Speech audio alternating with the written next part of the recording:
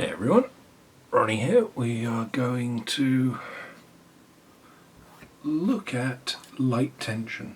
Now, I remember being told when I was struggling with my Master 410 Lotto lock, just use light tension on it, you'll be fine. And I tried lightening the tension and just didn't get anywhere. It took a lot of extra development for me to work out what skills I needed.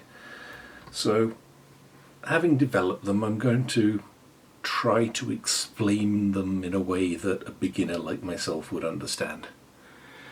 So, key to light tension, when people say use light tension on this lock, it doesn't always mean light tension all the time.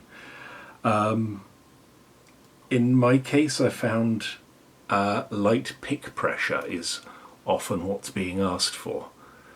So what I will do is start with a lock going down the pin stack, feeling my way through, looking for the strength of the springs. And I remember the strength of the springs, and then I remember that to determine an upper bound on the pressure that I'm using. So then I will crank on the tension as hard as I feel the need to, and move up and down the pin stack until I feel a binder.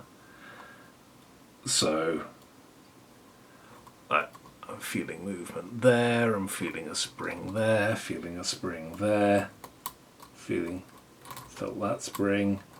What am I not feeling? This is not going to be the smoothest lockpick you have ever seen.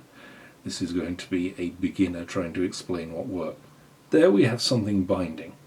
So my old approach here, number 2 I believe, my old approach, before I learned about lightning tension, would have been push hard on the pick. And what that does is puts a lot of energy into the system. You push up really hard, and then something gives. And when it gives, it normally gives with a lot of force. And that's how you get to overset states. Like if I was just pushing up and went yank all the way up, that pin goes way up past the shear line, gets overset. You need to put in less energy than that. And the way to do that, I'm going to get back under pin 2 again, because I can feel that that one is binding. So there I am under pin 2. I go up to the energy it took to move the spring, and a bit more. About double is not unreasonable, because it really doesn't take a lot of energy, but more than that, you're going too far. Hopefully this should save you a pick or two. And then once you get to this point, you hold that pressure on, and then you release tension on your tensioner as you just hold that light pressure on the pin. And if you get to nearly no pressure and nothing has moved, then maybe you've fallen off the pin. I think I'm on it again. Release pressure slowly. That just dropped. That's not good.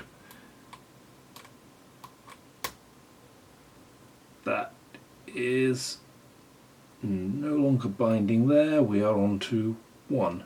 Let's try this again. Gentle pressure on pin 1. Release the tension wrench until it starts to move. Now I felt the pin move, but I didn't feel a click. So what I've done is ramp the tension back on. I'm checking for feel again, doing the classic jiggle test. That still feels like it's binding. So what I'm going to do is put more pressure under that pin and back off the tension again and see where we get to. It felt like a little bit of a click. Got the tension back on as soon as I heard the click. You can see it in the reflection of the light in my tension bar. It's actually quite a nice measure for how much I'm moving this thing, a small amount. Should have to remember that for future filming. So now I'm back to here. I can jiggle test it. It's not jiggling, it's bound. So I'm going to put a little bit of pressure on, back off the tension. That started to move. Now you don't have to put tension back on every time it moves. That's a super cautious approach, which is a way you would want to approach a very tricky lock. As soon as anything happens, jam it all up again, make everything bind as much as you can, and then jiggle test again. See where you are, and then make another decision. In a simpler lock, you can afford to... Oh, that was a small click. You can afford to move a bit quicker. And that is jiggling now. So, on to the next pin. That is going to be not that one. This one I think is pin 4. It's doing something. That's jiggling now. I'm going to stop moving it. 5 doing nothing. Pin 6 binding quite tightly. Felt a click from it. It's not done. Release pressure again. Not done. Release pressure again. And that feels like it's done. Back up the stack. 5 is moving. Not sure what state that's in. 4's not moving. Am I on 4 at all?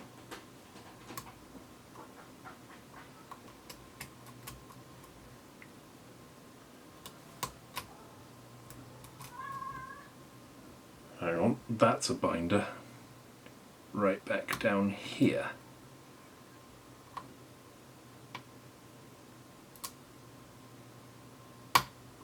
That was a solid click. I can feel a jiggle now. What have we got further up here?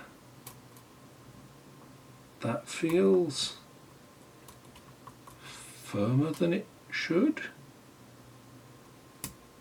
But, you know, I think that's fine. I'm going to leave that one alone for now.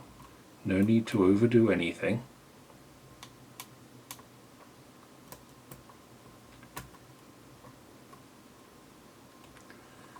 Nothing on 1 that I can feel.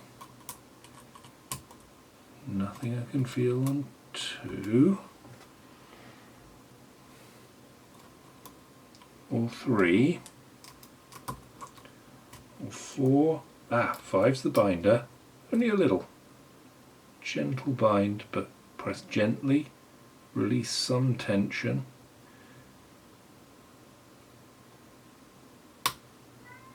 That something went click. And I've lost my pick position in the lock. Happens very, very much to me at this stage, especially when I put myself on camera. Think that's a pin? No, that moves not at all when I release tension, so that must be warding. Saving pick strength there. Let's try moving a little past it.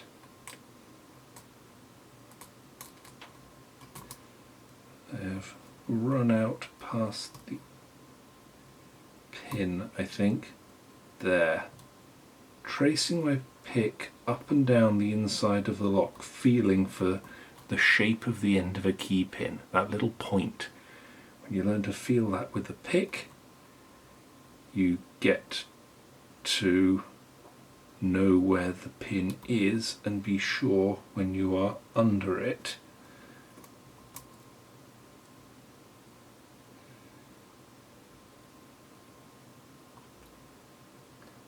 That's me under it.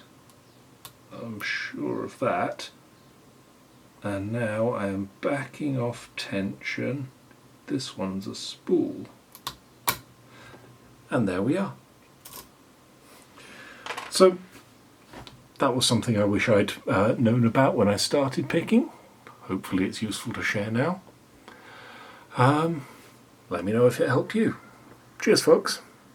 End of video. Bye.